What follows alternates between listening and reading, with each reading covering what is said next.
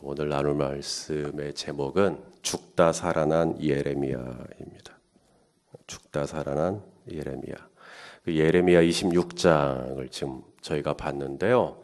예레미야 26장부터 29장까지는 예레미야가 선지자로서 이제 개인적으로 겪고 있는 고난이 등장합니다. 오늘은 제사장, 선지자들에게 받는 고난, 당대의 제사장과 선지자들이 예레미야를 죽이려고 하는 그 고난, 또 내일부터 27장으로 보면 이제 거짓 선지자들에게 받는 고난이 나옵니다. 예레미야가 왜 이런 고난을 당하는가? 선지자이기 때문입니다. 본인이 선지자가 아니었다면, 본인이 하나님의 말씀을 대언하는 자가 아니었다면, 하나님께 순종하지 아니하였더라면, 그냥 적당히 타협하고 그렇게 살았더라면 예레미야는 이런 고난 당하지 않을 수 없습니다. 당하지 않아도 됩니다.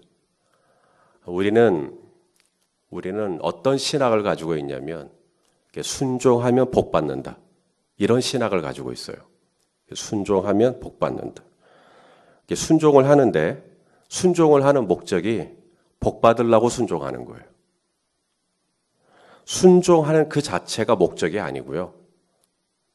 순종을 하면 그 이후에 내게 주어질 제밥이나 콩고물에 관심이 있는 겁니다. 그러니 고난이라는 것은 있을 수가 없는 거예요. 고난은 받아들일 수가 없는 겁니다. 축복이 와야지 순종했는데. 고난은 징계요. 고난은 저주요. 고난은 심판입니다. 그래서 욥의 친구들이 욥의 고난을 받아들일 수가 없었죠. 그래서 욥에게 계속 회개하라고.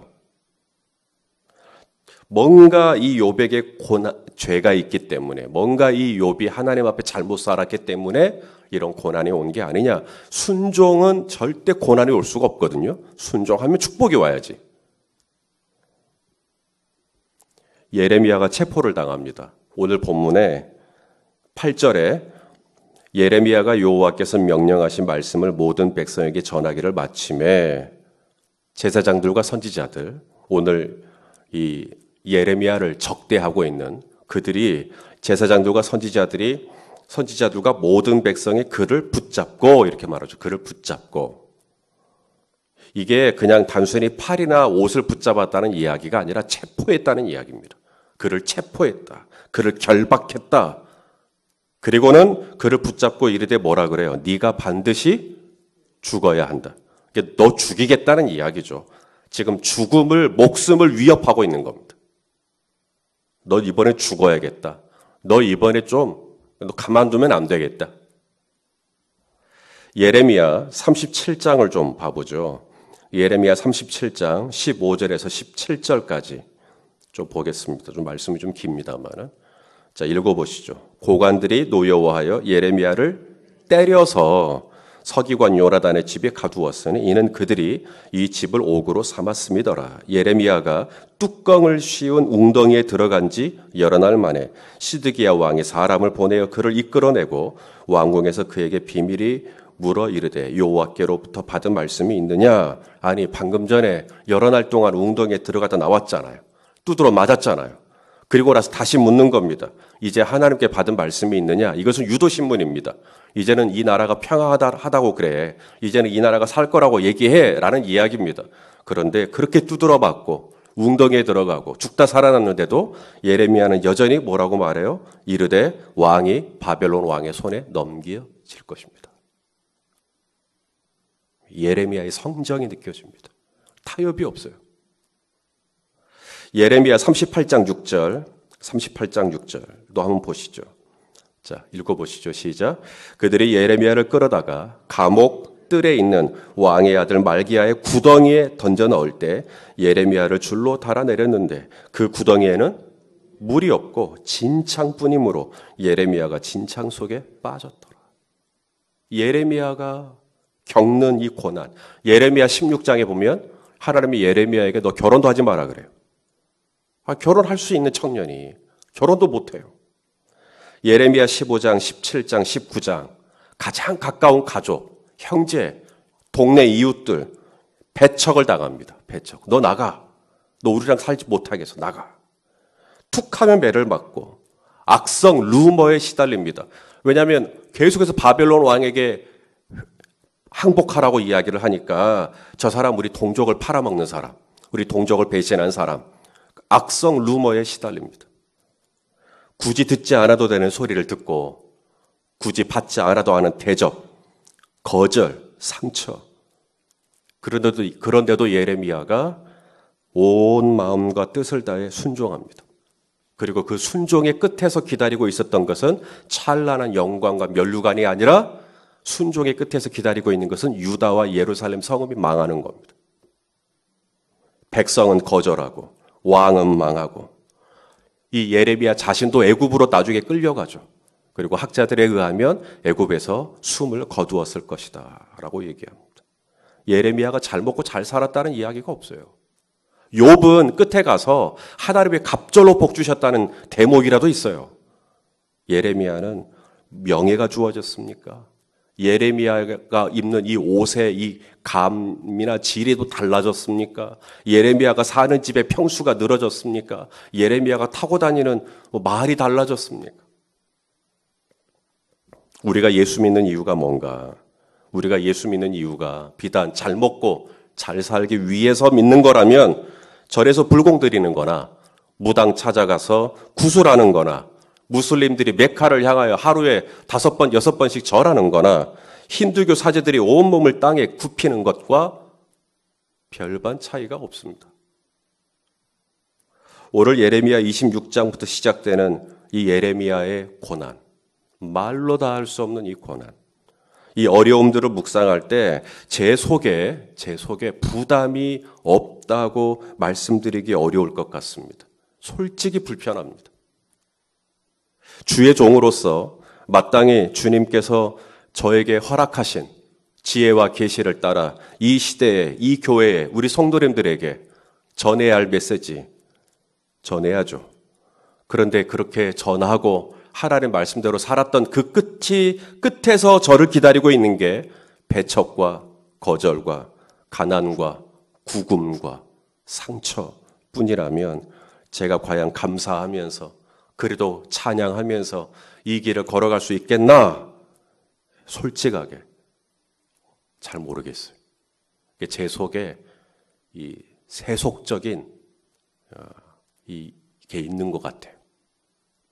속물적인 근성이 남아있는 것 같아요. 고난은 싫고 축복은 좋고 가난은 싫고 넉넉하면 좋고 복잡한 건 싫고 평안한 것만 좋고 그런 근성 말입니다. 정녕 이 종이 좁은 길을 걷는 종인지 많은 이들이 걷는 넓고 편한 길을 찾는 종인지. 묵상 컨퍼런스 때 저희 교회에 오셨던 윤용 목사님을 기억하실 겁니다. 이 윤용 목사님이 주옥 같은 말씀을 내내 하셨어요. 우리 성도님들도 은혜 많이 받으시고 정말 이후에 묵상하시는 분들이 많이 늘었습니다. 이분이 정말 귀한 말씀 많이 주셨는데 한 가지가 딱 걸리는 게 있었어요.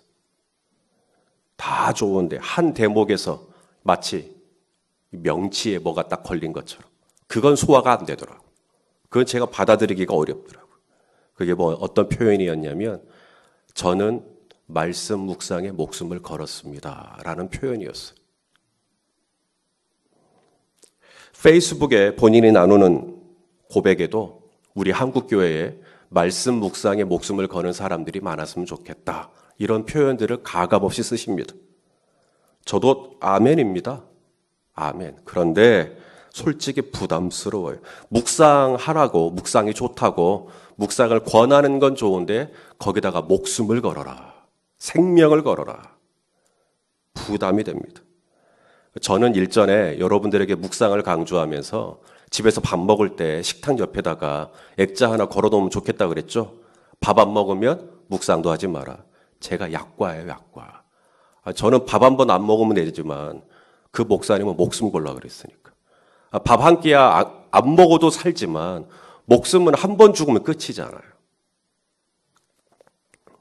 강조하려는 의도는 알겠지만 정말 목숨까지 걸어야 되나? 생명까지 걸어야 되나? 그런데 오늘 이 예레미야를 봅시다. 제사장들과 선지자들, 당대에 그 누구보다 하나님 편에 서 있다고 생각했던 제사장들과 선지자들, 남은 몰라도 이분들은 알겠지. 제사장과 선지자들. 예레미야도 선지자니까. 예레미야도 제사장의 아들이니까. 이 제사장과 선지자들은 정말 내 편이고 이들은 나를 이해해 줄 수 있을 것 같고 이들은 나를 지지해 줄 수 있으리라고 생각했던 그들이 모든 백성과 함께 예레미야를 체포하고 예레미야를 결박하고 그리고는 그의 목에 칼을 들이밀면서 넌 이번에 죽어야겠다라고 말했을 때 그를 웅덩이에 집어넣고 구덩이에 집어넣고 진창 속에 빠지게 하고 감옥에 가두고 정말로 이 말씀대로 사는 사람이 누구인가? 신학자들인가? 성경 연구자들인가? 목사인가? 장로인가? 권사인가? 안수집사인가? 누가 말씀에 순종할 수 있는가? 히브리어와 헬라어에 능통한 사람인가? 교회에서 세례받고 직분받은 사람인가? 교회 다닌 지 적어도 40년 이상 되는 사람인가? 그들이 그 정도 되면 하나님의 말씀에 순종할 수 있겠는가? 당신이 진창에 빠지고 구덩이에 빠지고 웅덩이에 빠지고 수시로 칼이 목에다 들이대고 감옥에 들어갈 수 있고 목에는 멍에가 매달릴 수 있고 손발은 착구에 매일 수 있고 면나를 못 먹고 못 자고 못 입고 배척을 당할 수 있는 상황 가운데 있다면 그래도 순종할 수 있겠는가? 윤용 목사님께서 말씀에 목숨을 건다라는 표현은 분명 부담스럽지만 그렇다고 이것을 다르게 표현할 길도 없어요. 진짜로 목숨 걸어야 합니다. 말씀에 순종하는 삶은 목숨 걸지 않으면 불가능해요. 말씀대로 사는 삶은 생명을 걸지 않으면 불가능합니다. 예수님께서도 뭐라 그래요? 주 너의 하나님을 사랑하되 네 마음을 다하고 또 뭐예요? 뜻을 다하고 또 힘을 다하고 뭔가 하나가 빠졌죠. 마음을 다하고 힘을 다하고 뜻을 다하고 하나가 빠졌어요. 뭐죠? 목숨 다해서. 마태복음 22장 37절 거기에는 내 마음을 다하고 목숨을 다하고 뜻을 다해라 이렇게 돼 있어요. 힘이 빠졌어요. 힘이 빠졌어요. 마가복음 12장 30절에는 내 마음을 다하고 목숨을 다하고 뜻을 다하고 힘을 다하여 힘이 들어가 있습니다. 누가복음에서는 내 마음을 다하고 목숨을 다하고 힘을 다하고 뜻을 다하여 힘과 뜻이 순서만 바뀌었지 힘과 뜻 다 들어가 있습니다. 그러니까 마태복음, 마가복음, 누가복음 힘이 빠지기도 하고 힘이 들어가기도 하고 힘하고 뜻이 순서가 앞에 가기도 하고 뒤로 가기도 하지만 마태, 마가, 누가 동시에 빠지지 않고 나오는 단어 뭘 다해라고? 네 생명 걸라고. 하나님 사랑할 때. 근데 저는 솔직하게 제가 이 앞에서 기도를 인도할 때 제가 이 말씀을 인용할 때 제가 의도적으로 목숨을 자꾸 뺍니다.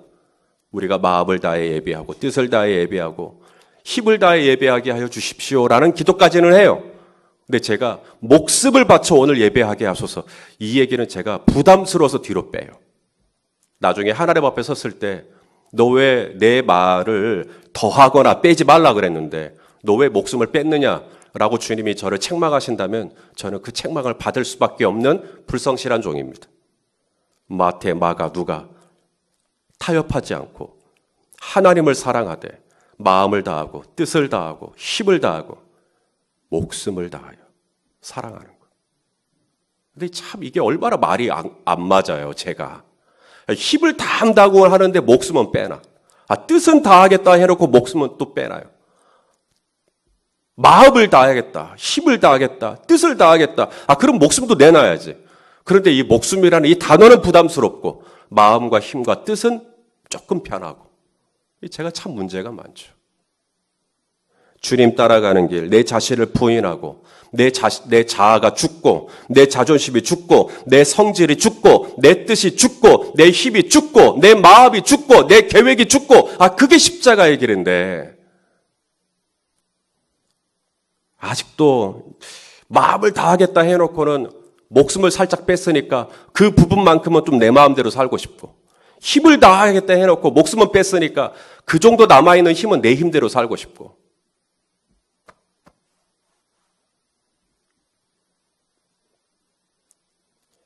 솔직하게. 마치 저는 생명 헐곡을 목회할 수 있는 것처럼 말씀을 못 드리겠기에 저는 정직하게 저는 제 수준이 이 정도입니다라고 말씀드리는 겁니다. 오늘 말씀을 묵상하면서 그래도 감사한 게 하나 있어요. 예레미야가 위험에 빠졌어요. 목숨이 위협받는 상황. 그런데 예레미야가 살아납니다. 왜냐하면 누군가가 나서요. 누군가가 나서서 이 예레미야를 구명합니다. 누군가 봤더니 유다의 고관들이 나서요. 다른 번역에 보니까 지방의 원로들, 장로급에 속하는 지도자들이 나서서 예레미야 선지자 죽이지 말라 그럽니다. 자, 오늘 본문이 시작되는 16절 우리 한번 읽어볼까요? 16절 시작. 고관들과 모든 백성이 제사장들과 선지자들에게 이르되 이 사람이 우리 하나님 여호와의 이름으로 우리에게 말하였으니 죽일 만한 이유가 없다. 고관들이 나서서 이 사람 죽이지 말라고. 이 원로들이, 장로들이 나서서 이 사람 죽이지 말라고. 그러면서 무슨 얘기를 하냐면 유다 왕 히스기야 때의 이야기를 하는 겁니다. 19절에 유다의 왕 히스기야 때 미가 선지자가 있었는데 이 미가 선지자의 예언을 듣고 히스기야와 백성들이 회개했을 때 하나님께서 이 땅을 긍휼히 여기시고 재앙을 내리시겠다는 하나님의 뜻을 돌이키지 않았더냐. 그러니 예레미야 선지자의 예언을 듣고 불쾌하기만 생각하지 말고 우리가 그 말을 잘 들어서 우리가 회개하면 우리 안에 뭔가 잘못한 것이 있는지 없는지를 좀 돌아보고 그거 가지고 하나님 앞에 상한 마음으로 엎드리면 하나님께서 우리를 또 긍휼히 여기시고 이 땅을, 이 나라를 구원해 주시지 않겠느냐. 이런 고관들. 정작 영적 지도자라고 하는 제사장과 선지자들은 예레미야 죽이려고 그러는데 오히려 평신도에 속한 고관들이 나서서 하나님의 이야기를 하는 거예요. 이 고관들은 그냥 단순히 사회적인 지위만 고관이 아니라 저들은 고관은 고관인데 원로는 원로대 신실한 원로들, 신실한 고관들, 하나님 잘 믿는 평신도 지도자들 이분들이 살려낸 거죠. 20절에 보면 또 다른 선지자 우리야가 등장합니다. 우리야도 예레미야와 같은 예언을 했어요. 유다는 망할 거고 유다가 살려면 바벨론에 항복해야 된다. 그러니까 이 우리야도 목숨의 위협을 당합니다. 너 한 번만 더 그런 소리 하면 죽어. 그러니까 우리야가 겁이 나갔고 애굽으로 도망을 쳐요. 그러자 여호야김이 사람을 보내 애굽에서 그를 체포합니다. 그리고 그를 데리고 와 그를 칼로 죽여요. 우리야는 죽임을 당합니다. 이런 살벌한 상황입니다. 우리야도 죽었다면 예레미야도 죽을 수 있죠. 왜냐하면 예레미야도 같은 예언을 했으니까. 그런데 예레미야가 살았다는 거예요. 오늘 본문이 끝나는 24절에 또 누군가가 예레미야를 살려줘요. 자, 24절 읽어보겠습니다. 시작. 사반의 아들 아이감의 손이 예레미야를 도와주어 그를 백성의 손에 내어주지 아니하여 죽이지 못하게 하니라. 하나님은 우리의 목숨을 요구해요. 마음과 뜻과 힘과 우리의 목숨을 요구해요. 하나님 말씀대로 살려고 하면, 정말 내가 하나님 기쁘시게 해드리려고 하면, 내가 정말 하나님과 동행하려고 하면 목숨 걸고 동행하라는 거죠. 그러나 목숨을 걸라고 해서 우리 하나님이 우리의 목숨을 가볍게 여기시는 분은 절대 아니십니다. 천하보다 귀한 게 우리 목숨이에요. 우리 생명이에요. 우리의 생명이 얼마나 귀했든지 당신의 하나밖에 없는 아들을 십자가에 내어주시기까지 하셨어요. 우리의 생명을 걸라고 말씀하셨지만 우리의 생명을 귀히 여기시는 하나님. 많은 어려움이 있었고 목숨이 위협받는 상황이 있었지만 오늘 예레미야는 2번 살아납니다. 고관들이 살려주고 아이감이 살려주고. 왜 살려줄까요? 왜 고관들이 예레미야를 살리게 하고 사반의 아들 아이감이 살리게 하고 왜요? 아직 예레미야가 할 일이 남았기 때문이죠. 정월자 권사님께서 가끔 전화가 오십니다. 우리 권사님 레파토리는 똑같습니다. 목사님 죄송합니다. 송구스럽습니다. 권사가 돼갖고 목사님 걱정만 끼쳐드리고 성도님들께 기도만 받고 정말 죄송합니다. 하시는 말씀은 늘 그겁니다. 빼놓지 않고 하시는 말씀이 있습니다. 목사님, 저는 지금이라도 주님이 부르시면 언제든 갈 수 있습니다. 그러나 하나님이 아직 할 일이 남았다 하시면 오늘이라도 저를 고쳐주실 줄 믿습니다. 이 고백을 꼭 하세요. 아직 할 일이 남았다 하시면 오늘이라도 저를 고쳐주실 줄 믿습니다. 저와 여러분이 오늘 이 새 아침을 맞이한 이유, 우리에게 새 날을 주신 이유, 어느 누구도 오늘을 살아본 사람은 우리 중에 아무도 없어요. 오늘은 완전히 새로운 날입니다. 왜 주셨을까요? 왜 새 날을, 새 호흡을, 새 아침을 우리에게 허락하셨을까? 잘 먹고 잘 살라고? 할 일이 있기 때문입니다. 할 일이 있기 때문에. 아프리카 선교사로 맹수의 공격을 받아 한쪽 팔을 잃은 선교사가 있어요. 이분이 자신의 모교 대학교에 가서 강의를 할 때 한쪽 팔이 너덜너덜 거리는 거예요. 왜요? 맹수의 공격을 받아 이쪽 팔을 못 써. 그렇게 만신창이가 된 몸으로 또 아프리카를 또 가는 거예요. 사람들이 말립니다. 아니, 맹수의 공격을 받고 그렇게 생명의 위협을 받으면서 또 아프리카 가냐고. 이분이 했던 유명한 말이 있죠. 사명이 있는 자는 결코 죽지 않습니다. 데이비드 리빙스턴의 이야기입니다. 아직 할 일이 남은 사람은 죽지 않아요. 사자가 내 몸에 달려들어도 할 일이 남아있기 때문에 하나님이 저를 살려주시는 겁니다. 한쪽 팔 너덜거리면 어떻습니까? 남은 손으로 하시면 되지. 오늘도 할 일이 있어서 허락해 주신 하루, 이 하루를 어떻게 살기를 원하시는가?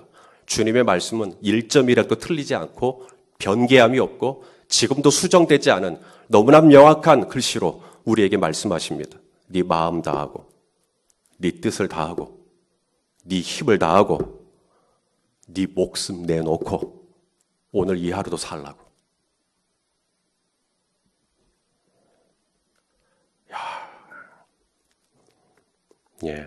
참으로 어려운 말씀입니다만은 정말 우리가 하나님의 말씀대로 살려고 하면 피할 수 없는 길입니다. 우리가 정말 하나님을 더욱더 뜨겁게, 그렇게 신실하게, 애절하게, 그렇게 주님을 붙들고 이 하루도 승리하시기를 예수님의 이름으로 축원합니다.